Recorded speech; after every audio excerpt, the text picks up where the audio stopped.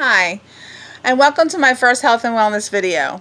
I'm Jacqueline Chesney, and I'd like to tell you a little bit about myself and my journey. Like many other people, I've been through years of personal change. These changes are reflected in my life in the areas of emotional growth, spiritual growth, and physical change. For me, the hardest part of me to change was the physical piece. Getting in touch with my body has been a journey that has taken me to the place of becoming a health and wellness coach. I'm currently in training to move into this field.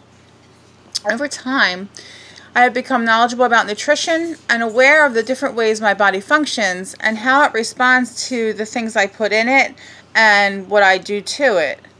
I've come from a background of dysfunction, so learning to navigate through the negative and move to the positive has been challenging and a rewarding journey for me. I remember developing an eating disorder as a young child. We were a very routine family. My father had a military background and he was a very strict man. Each night we would be required to sit at the dinner table as a family and eat dinner together. We would have to sit until everyone was finished eating. That was a rule. I do not remember a night where dessert was not present at our table. There was always some form of dessert. And my father's favorite dessert were cookies. He was a big cookie eater. After each dinner, I would see him eat an entire sleeve of either chocolate sandwich cookies or chocolate chip cookies. And by observing his behavior, I learned to overindulge in sweets. In my child brain, I thought this was the proper way to eat, even though I knew it wasn't looking back on it, but as a child, I didn't know any better. So I remember starting the pattern of sneak eating. I liked the cookies. I wanted to eat like my dad ate, so I would seek and find the cookies, and I would eat as many as I could. So I became overweight at the tender age of 6, and my mom knew I was struggling with this sweet addiction. She loved me. She wanted to try and help me in life, and she knew I was having a problem already as a young age. She said that she didn't want the cookies in the house because I was overeating them, and my father said absolutely not. She has to learn not to eat. She has to learn self-control, and he demanded that the cookies be in the house.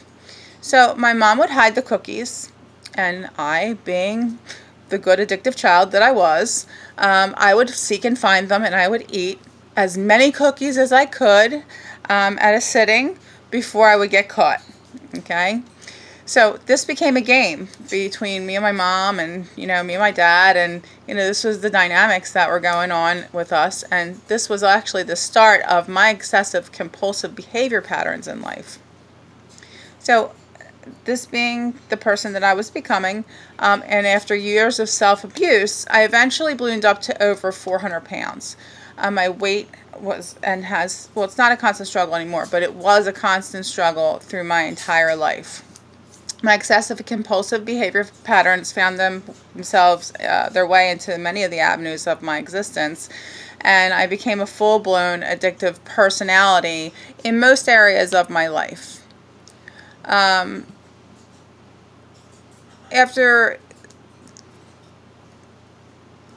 I eventually had to have a surgery to remove 85% of my stomach to get my eating under control, because from those years of abusing my body, I had no shut off. So I did not know when I was full, ever. I don't know if you've ever experienced that, but that was part of my journey, and I chose to have a surgery, an elective surgery, to fix that part of me. And now today, through education, nutrition, experimenting with my body, I have lost the weight, and now I maintain a healthy weight through diet, through constant monitoring of my diet and exercise, and being aware of me and what my body needs. So, but this pattern of behavior, of excessive compulsive behavior, it's a part of me. I've embraced this part of me. It has shaped and molded me in many directions. It has given me many different resources as a person through years of trial and error, self-exploration, and contact with my higher power. I have been able to negate most of my negative patterns and get them under control.